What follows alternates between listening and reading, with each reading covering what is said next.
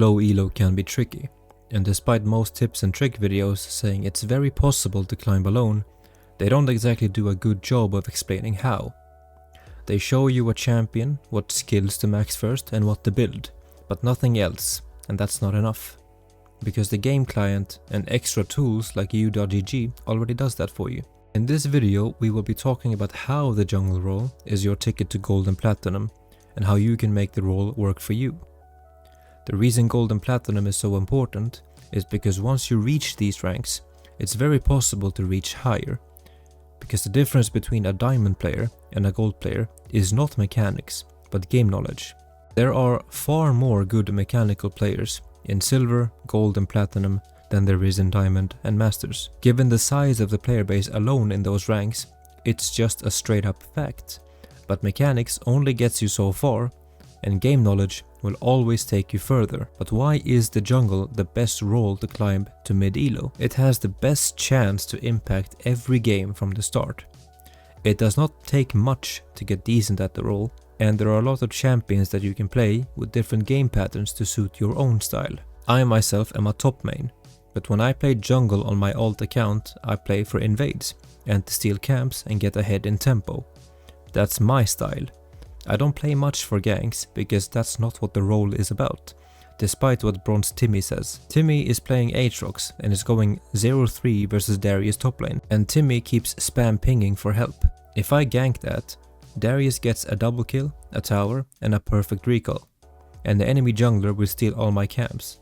That's not worth it.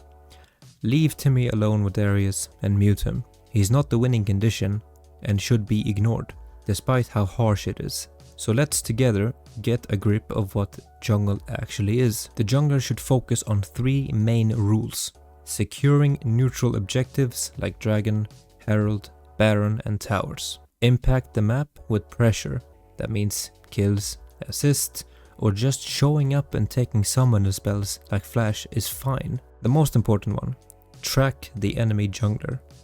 If you keep tabs on where the enemy jungler is at all times, it's very hard for them to get ganks off. And if they can't get a gank off, your team will not lose its mental state early. I introduced a 4th rule that I learned playing top lane, and the 4th rule is, if possible, never let something happen for free. An example of the 4th rule is in this game that I played recently on an alt account. It's in mid emerald elo, and it shows the 4th rule perfectly. So let's get an idea of what's happening here. I am the Jarvan. I'm playing versus an Echo jungle, and I've started blue and I'm clearing topside. The Echo did his camps, 3 camps, and went for a gank. They've already killed Ashe, and my Jhin has died.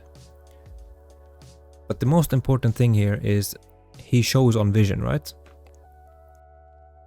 And he gets a kill. This is very good from him. What's even better is the decision that I make here. It's very possible for me to keep clearing my red and to clear my Krugs, and maybe get something off here. But I make the decision to take something from him. He cannot do this and get away with it for free, because in the end, he gets more value out of it than I do. So what I do here is, if we speed this up, I will take his blue buff. I won't smite it because there's a chance that he comes here, he sees that his blue is gone, and he goes to my red. And then if he has smite up, he can smite it away from me, and we basically start over. So I keep my smite, even if it's a bit more dangerous. He comes, clears the camp, sees that it's gone, he will take Krugs, I will keep clearing. My idea here was to get the crab, he gets it, I'm level 4, he's level 3, now he's behind. He feels that he has to force a gank. I'm not interested in this. This is honestly my Azir making a play happen.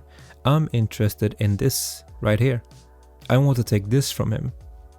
If I take this from him, I'm 2 camps ahead of him, and I get ahead in tempo even more. So this is just a bonus. Something happens here, whatever. Azir decides, I'm gonna try again, maybe baits. I see that, and we get a kill here. We force Echo away. He's level 3, he's recalling. My bot lane dies, doesn't matter. I take this, and now I have nothing to do really. What I decide to do, because I can't kill bot lane, I can't kill Ryze, I can't kill Lilia. The only thing I can do is to get even further ahead of Echo, and the way I decide to do that is to keep clearing the jungle. Take the camps. Get even more ahead. I'm level 5, I recall, and I get a really important item, Tiamat. It will help me clear faster. I don't care what's going on here, this is very gankable, but doesn't matter. This is not gankable, and Olaf is not even in his lane. I take this, and I know, because of how much ahead I am in tempo, that Echo is right now starting his red. I don't have vision on it, but I just know because of how the game is playing out. Because of how low they are, and the fact that I have mid prio, I decide to invade him and take his red from him. Ryze shows up with the help of his ultimate. He's low, I smite it away, ult him, and I walk away. And what do? We go straight back to what we are already so good at. With Tiamat, we clear. Here is another decision. We had vision of him here, right? I know that he's on dragon. There is a lot of players who from this position would panic and try to run to dragon, where me and Echo would have a 50-50 smite based on who gets dragon, and then there might be a team fight after that could go either way. It's too risky. I know that he's level 5 and taking this dragon is gonna take him a lot of time. So my decision here again is to take something from him. And we do that by taking the crab, take his blue buff. He's taken and he decides to gank. I'm gonna take every camp that he has. And I'm gonna take Herald. And he comes back and he's clearing his Krugs, right? His entire blue side is gone, Herald is gone. After this he's gonna recall, he's gonna go top lane, find that he has nothing here, panic, and he will try to go into my jungle and take something from me. But I'm gonna clear my red side camps as well. And he has nothing. He walks up here and he's level 6, I'm level 9. That's one decision. It's honestly so easy to get ahead of the enemy jungler, and this is not something that he can come back from, assuming that I still know what I'm doing. So we keep playing this out. There's a crab here that he feels compelled to take. Olaf knows this, so he leaves his lane and steals it from him. He's still level 6. I take my wolves. I see that something is about to happen here, and I react. I come, I kill the Ryze, and then I get the double kill. I pressed 3 spells. It's not something very advanced, but because of how the decision is made early to invade, and putting him behind, he makes mistakes, he makes bad decisions, and I get to punish that.